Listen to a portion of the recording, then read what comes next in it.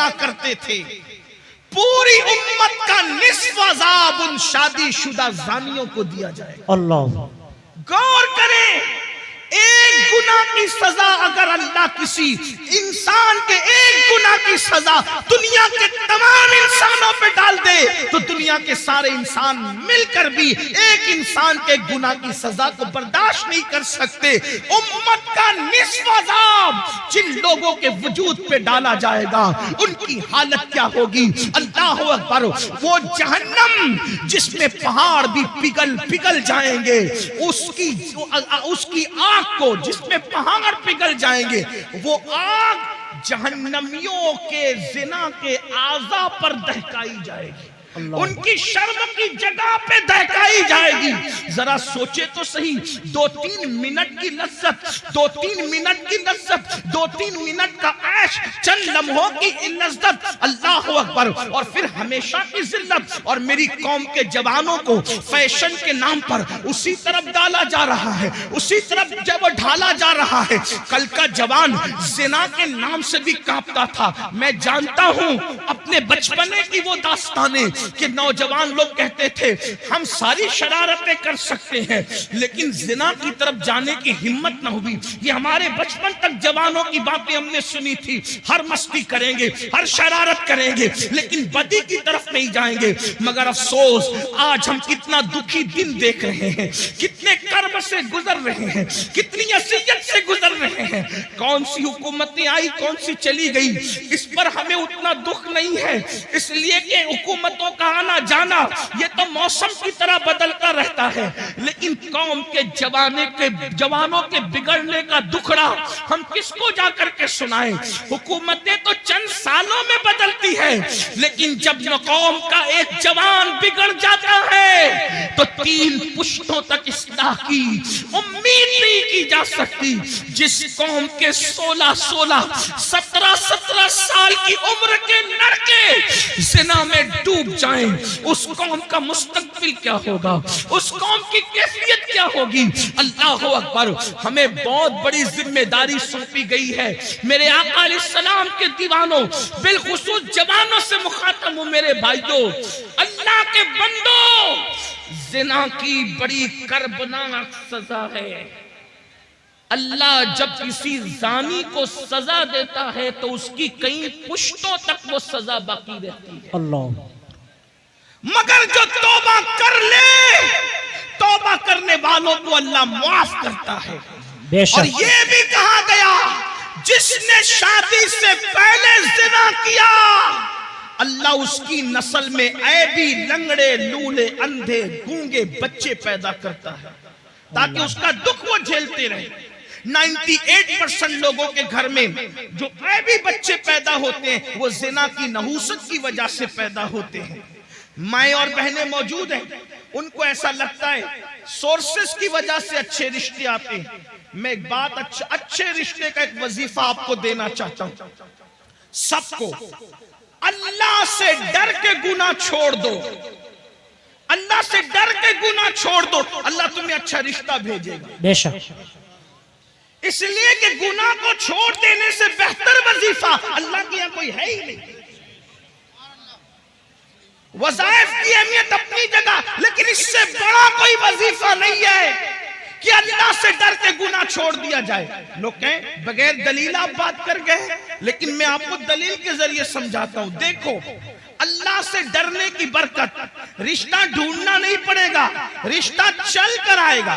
लड़कों से भी कहता हूं, लड़कियों से भी कहता हूं, और ऐसे घराने का आएगा जिसका तुम तसव्वुर नहीं कर सकते।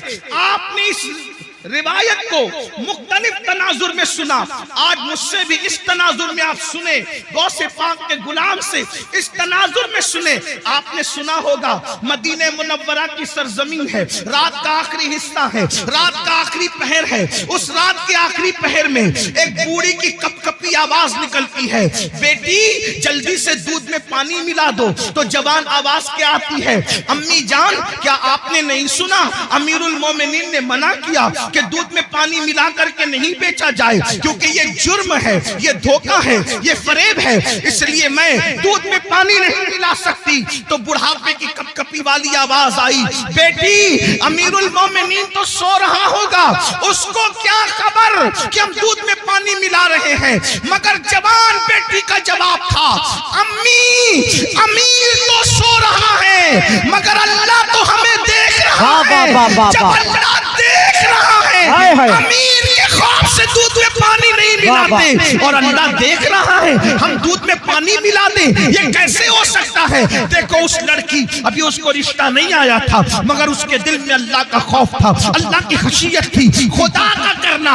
अमीरुल मोमिनीन, गैजुल मुनाफिकीन, इमामुल मुजाहिदीन, जानशीन रसूल सैयदना उमर इब्न खत्ताब रात की तारीकी में मदीने की गलियों में घूम रहे थे ताकि रियाया का हाल देखें। जैसे ही कानों में आवाज टकराई, खुश हो गए कि मेरी रियाया में ऐसी बच्चियां भी मौजूद हैं जो रात की तारीकी में भी अल्लाह से डरती है।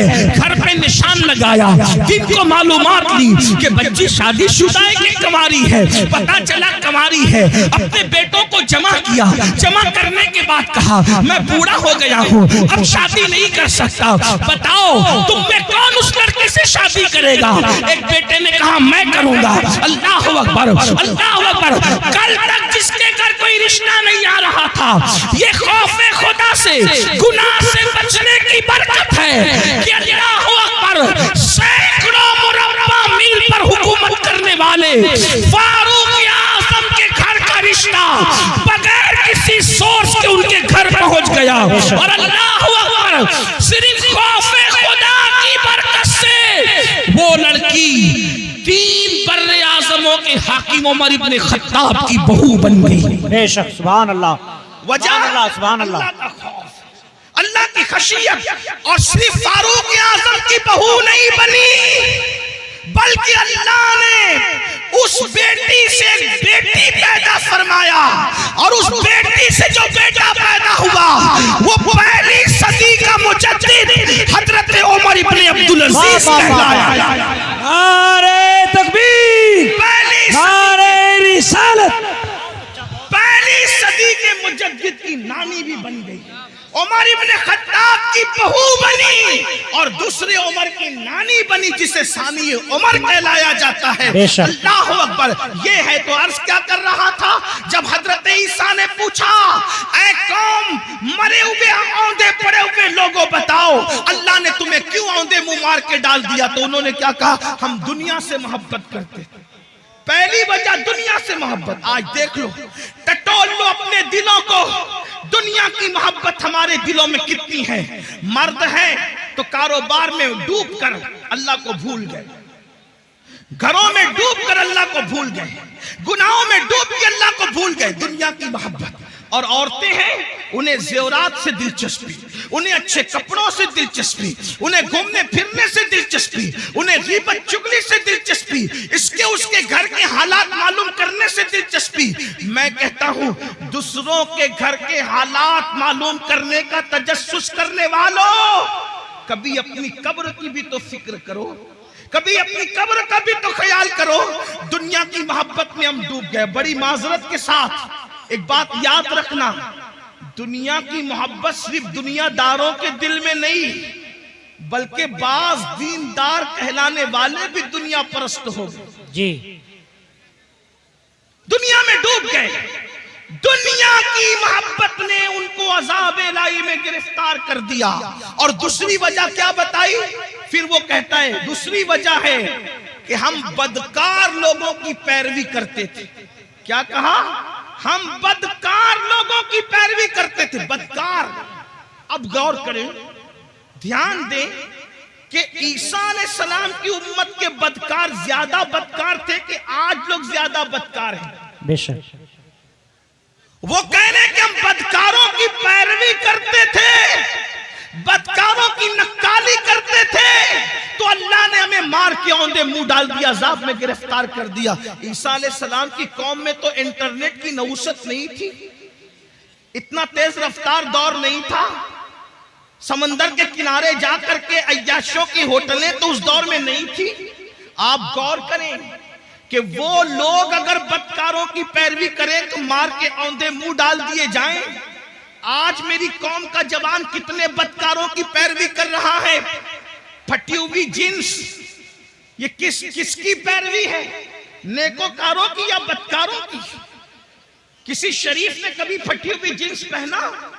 पहली बात तो ज्यादातर शरीफ लोग वो लिबास ही नहीं पहनते जो आप पहनते हो। हमने तो शरीफों का लिबास भी छोड़ दिया। बेशक हमें शरीफों का लिबास पहनने में शर्म आती है। बदकारों की नस्ल कितनी बढ़ गई कि कौम की बेटियां भी जब बाजार में जाती है तो कहती है कि फला अदाकारा ने जो फिल्म में लिबास पहना था वो लिबास दिखाओ, और नौजवान लड़के भी दुकान पर जाते हैं तो कहते हैं वो फला हीरो ने जो पहना था वो दिखाओ। और फटी हुई पैंट, एक दौर था फटे हुए कपड़े भीख में भी नहीं दिए जाते थे, और क्या जमाना आ गया। आज फटे हुए कपड़े डैमेज पैंट कह करके हजारों में खरीदी जा रही है। हाय अफसोस, आपकी फिक्र को क्या हो गया।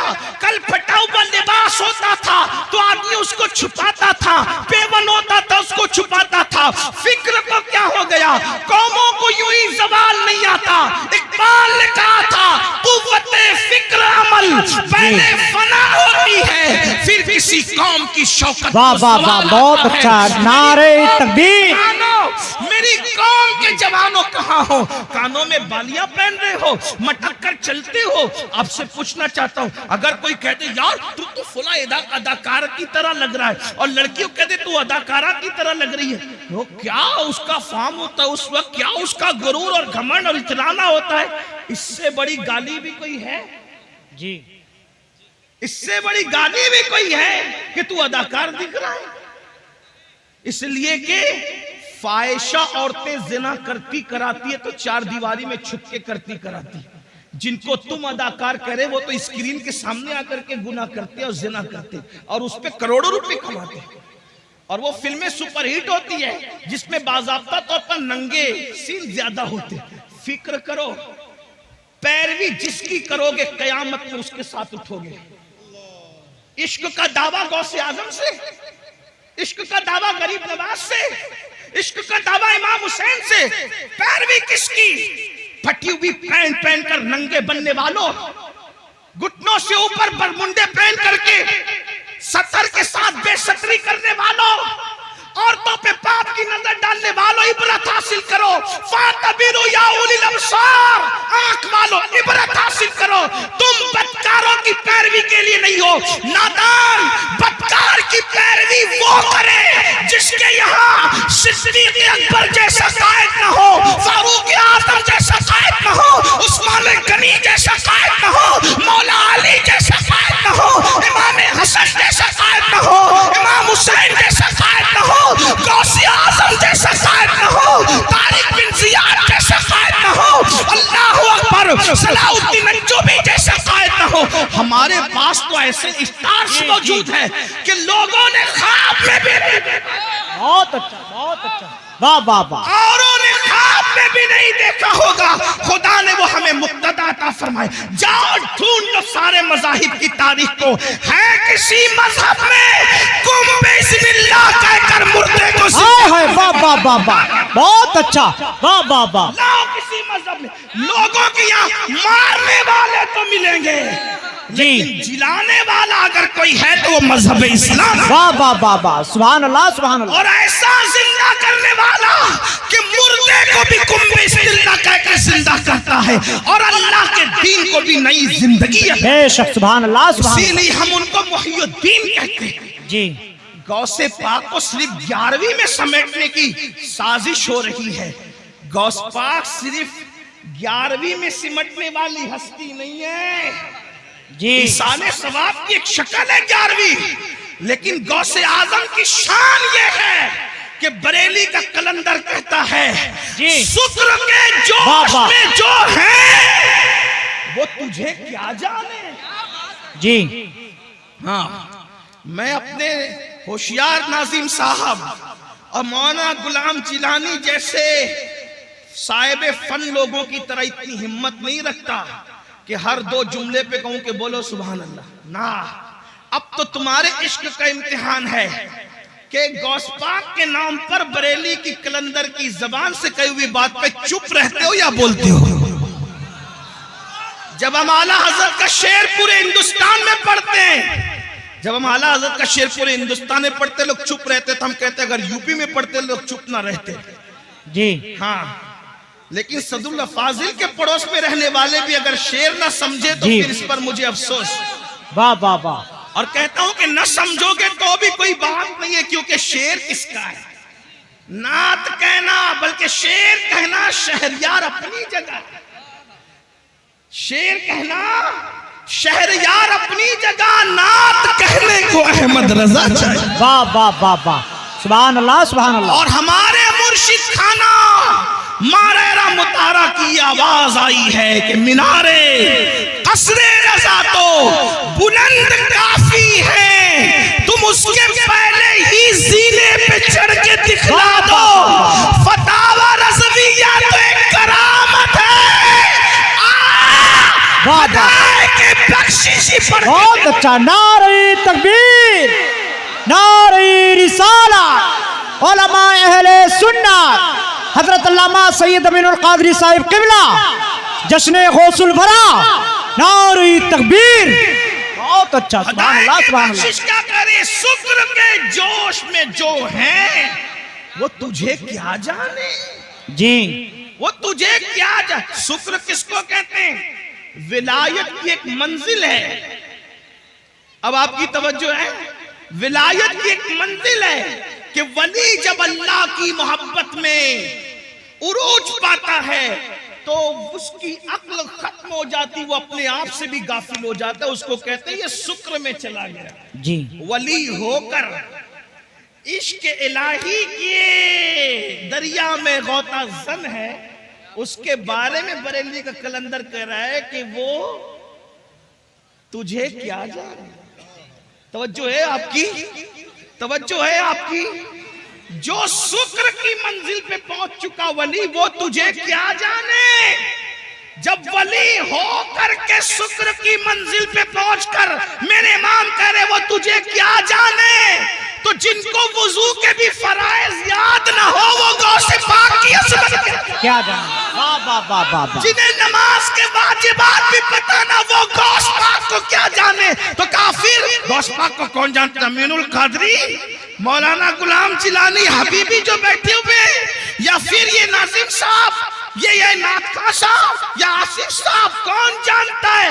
कना अगर गौस पाक की अजमत पूछनी है तो हमा शुमा से न पूछो, क्योंकि शुक्र वाला उनको नहीं जानता। तो जानने वाला कौन है? तो कहते हैं शुक्र के जोश में जो है वो तुझे क्या जाने। खिज्र के होश से पूछे कोई रुतबा अगर मेरे गौस की शान पूछना है तो जाओ और हजरत सैयदना खिज्र से पूछो कि अज़मत गौसे आज़म। बेशक, वाह वाह वाह वाह। नारे तकबीर, नारे रिसालत। बहुत अच्छा।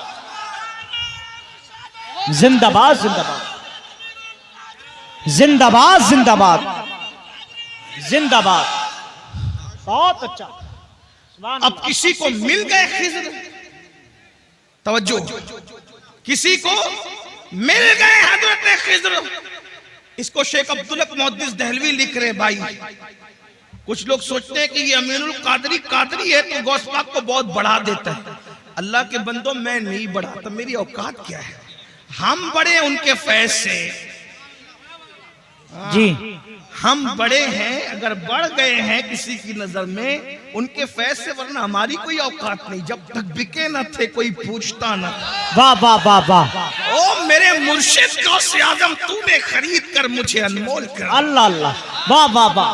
क्या दबे जिसने हिमायत का हो पंजा तेरा, शेर को खतरे में लाता नहीं कुत्ता तेरा। वाह वाह वाह, सुभान अल्लाह सुभान अल्लाह। दर दर से सग और सग से है मुझको निस्बत, मेरी गर्दन में भी है दूर का डोरा। दूर का, ये दूर भी समाप्त करे, दूर का डोरा तेरा। तो इस निशानी के जो सग हैं नहीं मारे जाते, हश्र तक मेरे गले में रहे पट्टा। बहुत अच्छा, सुभान अल्लाह सुभान अल्लाह। और लोग बातें करते हैं ऐसे थे वैसे थे, मौलाना अहमद रजा को क्या आता था, तो वो कहते हैं कि कह लो जो कहना है, जबान तुम्हारी है। क्या मजे की बात कहते हैं मुझको रुसवा भी अगर कोई कहेगा तो यूं ही कर लो रुसवा जी भर के, लेकिन किसके नाम से रुसवा करोगे? कहते हैं मुझको रुसवा भी अगर कोई कहेगा तो यूं ही, हाँ वही ना वो रजा